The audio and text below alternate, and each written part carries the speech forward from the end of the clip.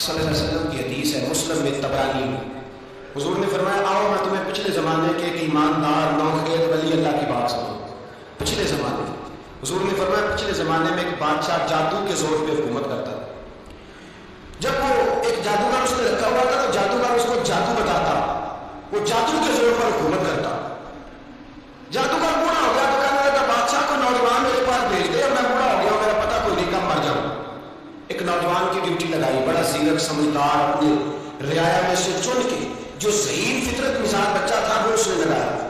اللہ کے محبوب علیہ الصلوۃ والسلام فرماتے ہیں بچہ جادو سیکھنے لگا، وقت گزرنے لگا۔ بچہ جب جادو سیکھنے جاتا تو رستے میں ایک راہب بھی تھا جو انجیل جانتا تھا، وہ اللہ اللہ سکھاتا، لوگوں کو حضرت عیسیٰ علیہ السلام کی تعلیمات سے آگاہ کرتا۔ اس نے دیکھا کہ یہاں بھی لوگ بیٹھے ہیں تو وہ بچہ اس راہب کے پاس بھی اس نے بیٹھنے لگا۔ اب جب اس کے ساتھ اس کی گفتگو بڑھنے لگی تو اس کو باتوں میں لذت آنے لگی۔ اس نے راہب نے پوچھا کہ تو کون ہے، کس طرح سے آیا ہے، کیا تیرا معاملہ؟ اس نے کہا کہ میں جادو سیکھنے جاتا ہوں، آپ کی باتیں مجھے بڑی اچھی لگتی ہیں۔ اس نے کہا دین سیکھ، جادو سیکھنے والے کافر ہو جاتے ہیں، قرآن و حدیث سیکھنے والوں کو اللہ کامل ایمان عطا فرماتا ہے۔ فرمایا یہ سیکھ۔ بچہ بیٹھنے لگا، اس کے پاس آنے لگا، باتیں دل میں گھر کرنے لگی۔ ایک وقت آیا کہ مسلمان ہو گیا، اور مسلمان کیسے ہوا؟ بچہ کہتا ہے میں تجربہ کر کے ہوا، اب میں تھوڑا سا وقت جادوگر کے پاس بھی جاتا، باقی سارا وقت وہاں بیٹھ جاتا۔ میں ایک دن جا رہا تھا تو رستے میں قصبہ تھا، بہت بڑا سانپ تھا، رستہ رو کے کھڑا تھا۔ یہ حضور نے بیان کی حدیث۔ نبی پاک صلی اللہ علیہ وسلم فرماتے ہیں بچہ کہتا ہے کہ رستے کے اندر سانپ ہے، رستے بند ہے، لوگ چھتوں درختوں پہ چڑھے ہلاش ہے۔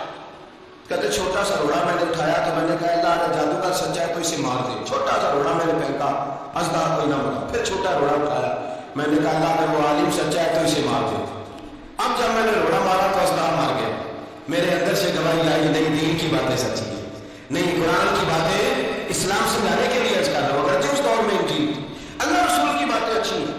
کہتے میں مسلمان ہو گیا، اب میں نے راہب کے پاس ہی رہنا شروع کر دیا، جادوگر کے پاس چھوڑ دیا اس بچے نے آنا۔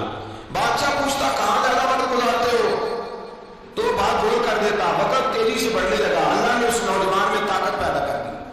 اب اس کے اندر نا اللہ نے توانائی روحانیت پیدا کر دی۔ یہ بھی جوان ہے، 14-15 سال عمر ہے۔ اللہ نے اب جو بیمار بھی آتا وہ دعا کرتا تو اللہ صحت عطا کر دیتا، جو بھی آتا۔ بادشاہ کا ایک دربانی تھا، بادشاہ کو پنکھا جلتا، پنکھا ہو گیا، کوئی ایسی تکلیف آئی کہ نابینا ہو گیا، بڑے علاج کرائے، شفا نہیں ہوئی۔ کسی نے اس بچے کا پتہ بتایا کانوں میں، اس کے پاس گیا تو بچہ کہنے لگا شفا تو ہو جائے گی پر کلمہ پڑھنا پڑے گا، مسلمان ہونا پڑے گا، جس پیغمبر کا میں غلام ہوں تجھے بھی بننا پڑے گا، دین پہ عمل کرنا پڑے گا، اللہ شفا دیتا ہے۔ اس نے کہا تو مجھے کلمہ پڑھا، مجھے شفا دے، میں تیار ہوں۔ اس نے کہا شفا تو اللہ دیتا ہے۔ اس نے اللہ تبارک و تعالیٰ کا ذکر کر کے دعا مانگی، مسلم شریف میں حدیث ہے، طبرانی میں موجود ہے۔ اللہ نے اسے شفا دی، اس نے کلمہ پڑھنا شروع کر دیا۔ یہاں ایک نقطہ لکھا ہے ہمارے علماء نے، کہتے ہیں جب اللہ ولایت عطا کرتا ہے نا تو یہ سفید بالوں کا حصہ نہیں ہوتی۔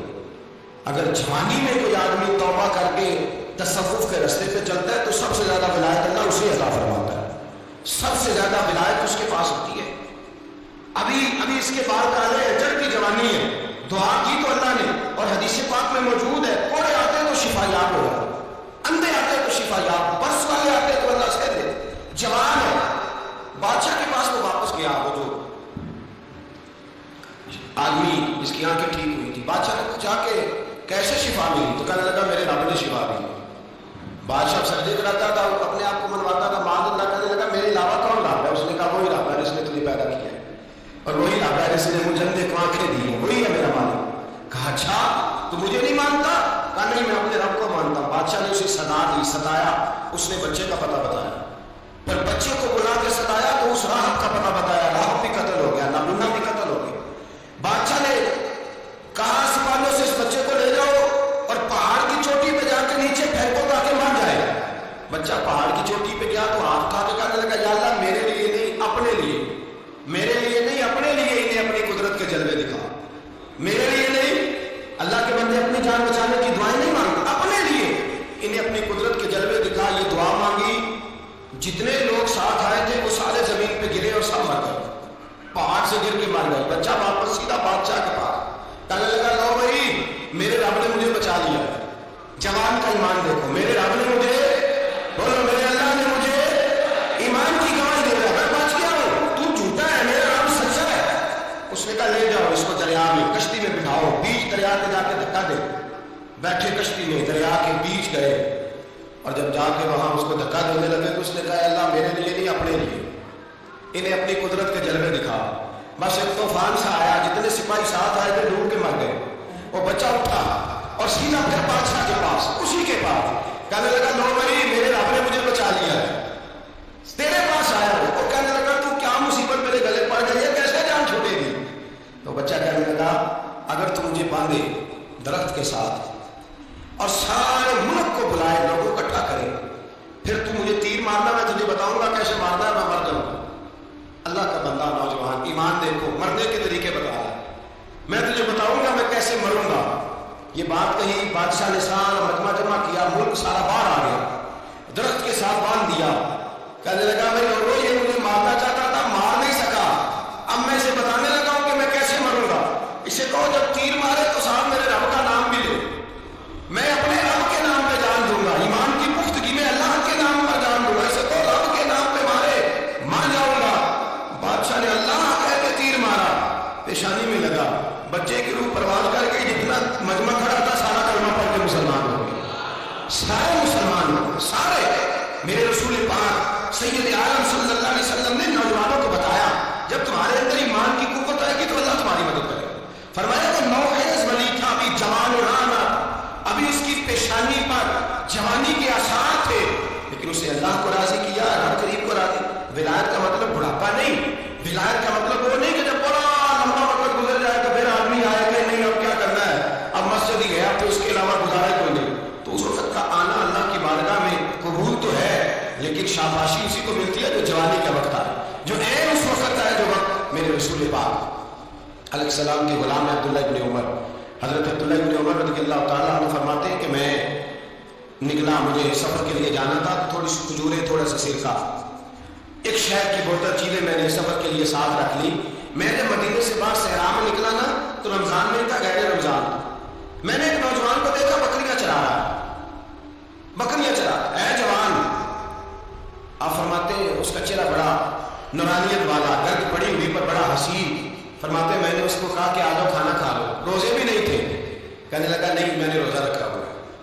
फरमाते मैंने कहा पता करूं कि एक ही है कि परहेजगार भी है। नेक वो होता है जो नमाज पढ़े रोजा रखे, परहेजगार वो होता है जो गुनाह से बचे, वो परहेजगार होता है। कब पता करूं परहेजगार भी है कि नहीं? कहते मैं करीब गया तो मैंने जाकर उसको कहा भाई तेरी बकरियां बड़ी प्यारी है, मेरा दिल करता है बकरी मुझे दे दो। कहते वो जवान, गुर्बत भी, परेशानी पर दामान तवक्कुल की ये खूबी है कि उस पर बंद लगे होते हैं, धब्बे नहीं होते। गुर्बत है, जनाब एक बकरी दे दो।